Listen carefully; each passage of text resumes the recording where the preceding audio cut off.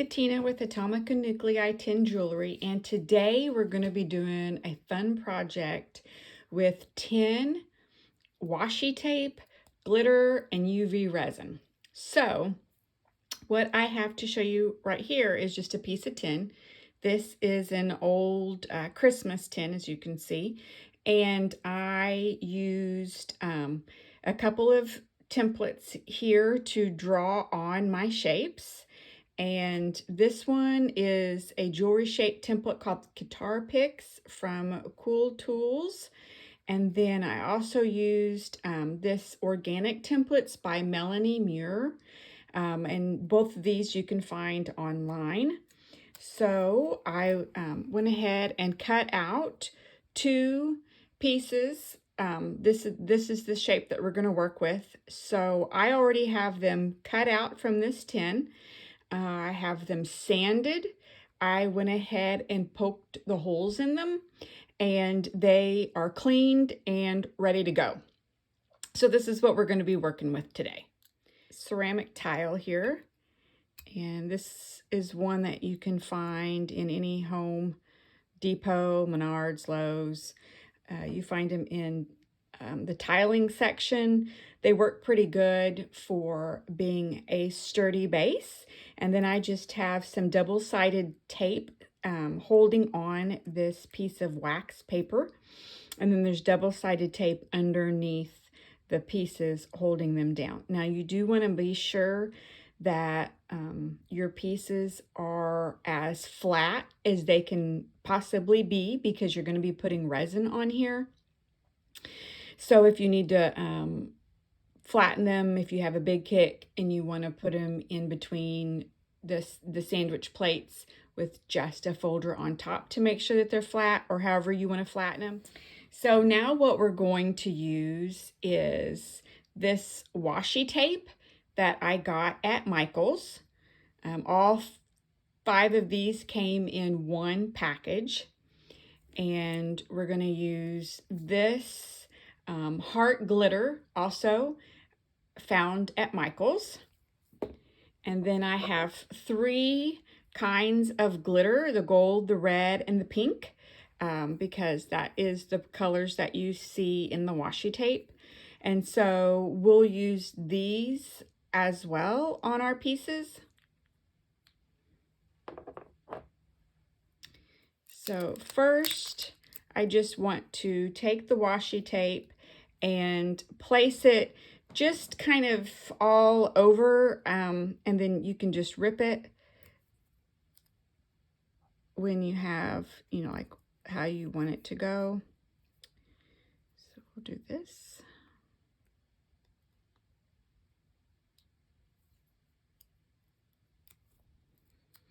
You can make it really random, or you can really try to kind of have it mirror image each other. It's kind of up to you on what you want to do there.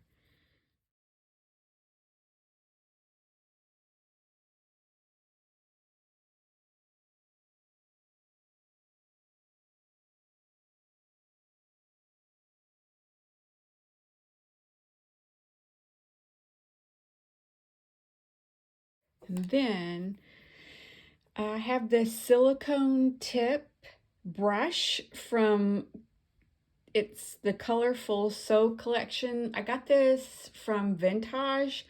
I think I actually picked it up at like Joann's, but I know you can get them from the Vintage site, but you get several brushes in a set, and they all have the silicone tips. And I find that they're fabulous to work with resin, UV resin with. And then I always also use a toothpick. So now what we're going to do is take our glitter. Now just put a little bit in the cap.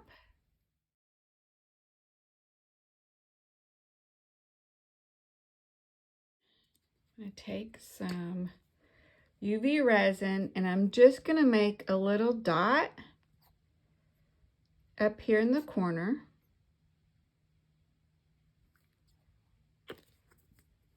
And this is the UV resin I'm using. There's the name. I got it off of Amazon. It has really, I looked online to see which UV resins had a really good review, and this one was by far the best. And it is better than the UV resin I was using previously. It domes really nicely and it's very clear, and it really helps settle the air bubbles. I'll still use like a lighter to make sure that there's no air bubbles, but it's really good at not having as many air bubbles as other UV resins. So what I'm going to do now is I'm going to just dab in here, and where I want a little piece of glitter or one of these little hearts, I'll just put it in there. And if it sticks, I'll just use my little toothpick. So put some little dabs in here in the crevices, and then I'll just kind of just lightly dab in and get some glitter and fill it in. Then I'll get some more of these hearts, kind of fill them in places. Sometimes it'll stick a little bit.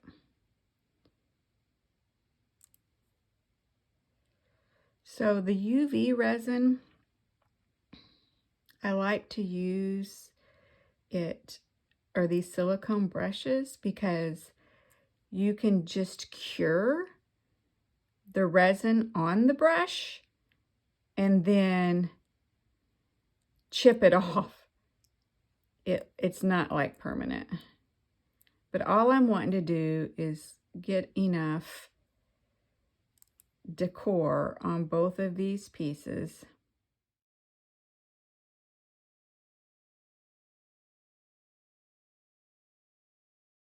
So these are like I want, and so I'm not going to cut the tape off or anything. All I'm going to do is put this underneath the UV light, and I'm going to cure it. Now we have our resin that we use to anchor down our glitter and our little heart glitters. It's all done, so it's hardened. And so now we're going to peel them up. Okay. And we want to trim off all this washi tape using a really sharp pair of scissors. I have my Ginger scissors here. You just kind of want to angle the scissors in a little bit, and you want to go around all sides, and you want to trim off all this excess. Be real careful here.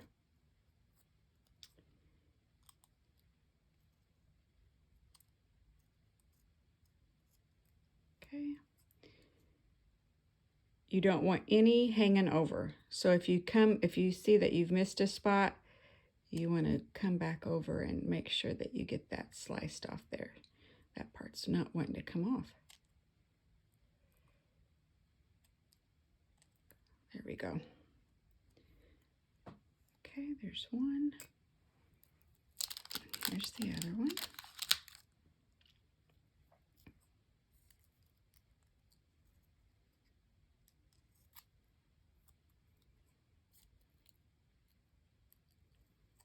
Now you can still see my double-sided tape that I'm using to keep these guys in place while I put the resin on them. Still on the back. You can keep that on there. Okay, that one trimmed up real nicely. Put that back down. I think I want to, there's a little spot here that's not wanting to, there we got it. All right. So I'm gonna clean this washi tape up, and we'll talk about resin. So to put resin on these guys, we're going to use the same resin, and I'm going to apply it right on top, a big dollop. I usually count how many drops for each piece to make sure that I have an even amount. And I will spread it using these two items. This here, see that silicone brush, that resin will just peel right off of it. So I'll use these two to make sure that I have it spread evenly on the earring pieces. Now, what you have to know about resin is it wants to know the edge, and as long as it has a boundary, it'll behave. However, if you let it go past the edge, it will all spill out. So that's why I start with putting the same amount of resin within the middle of the piece, because then I can take and spread the resin where I want it to go using my other tools. So I do not resin over any holes that I already have put in the piece. I will very gently go around the holes with my toothpick to make sure that I do have resin there, but that it doesn't close the hole. I find if you go over the edge or if you cover a hole, when you go to try to fix it, you will snap the bond in between the resin and your piece. And so I just try to avoid that as much as possible. So I'll put the resin on here, but then I will make sure that it's spread out off camera, because I use mag eyes to make sure that I have all my edges sealed properly and that I don't go over the edges or go over the holes that I already have in here, because I just can't see it well enough without my mag eyes. So we'll put some in here in the middle. So 1, 2, 3. I'll come over here and go 1, 2, 3. All right, so I'll probably use more resin, but that'll get us started. But like I said, I'll spread this out with my magnifying glasses just so I know that I have everything on there correctly, and then I'll come back. It's even, and I turn, whenever I'm putting the resin on there, since I have these guys taped down to hold them in place, I always turn my tile here to make sure that I am getting it all evenly spread out, that I'm not going over any edges, nor am I going to cover up any holes. And so when that is done, you want to take a look if there's any air bubbles. And if there's air bubbles, you want to be sure that you get rid of them, because it'll mar your project. I mean, some air bubbles are okay sometimes, but just to be sure that you have no mars in your piece, I just take a flame, hold it right there above it, and then it'll pop any air bubbles. If for some reason you have an air bubble that's deep down in there, you can take your toothpick and you can actually lift that air bubble closer to the surface and run your lighter over it, and it'll go away. So if you find that you have some air bubbles and you're like, man, it won't lift, just get your toothpick or whatever you're using to spread it around your resin, and just kind of lift that one to the surface, and then run your lighter over it again, and you'll find that it gets popped. Now that we have these guys, the resin's all on, everything is sealed. I be sure to go, be sure that you've gone around the edges real good to seal down all that washi tape. Don't, go over any holes. Then we're going to want to cure this. Okay, so here is our earrings, and they're so cutesy poo. So what I'll do next is pop these off of here, and then I'll pop this double-sided tape off, and then I always seal the backs of my earrings. So I'll seal this, and then with a spray, like a clear enamel spray sealer. I'll put 2, maybe even 3 coats on this, and then I'll make these into earrings, and I'll post the picture at the end of the video. If you have any questions, holler out. I can usually answer. So anyway, I hope you liked this video. If you like and you subscribe, then maybe I'll make another one or two. But anyway, have a good day, and thanks for joining me.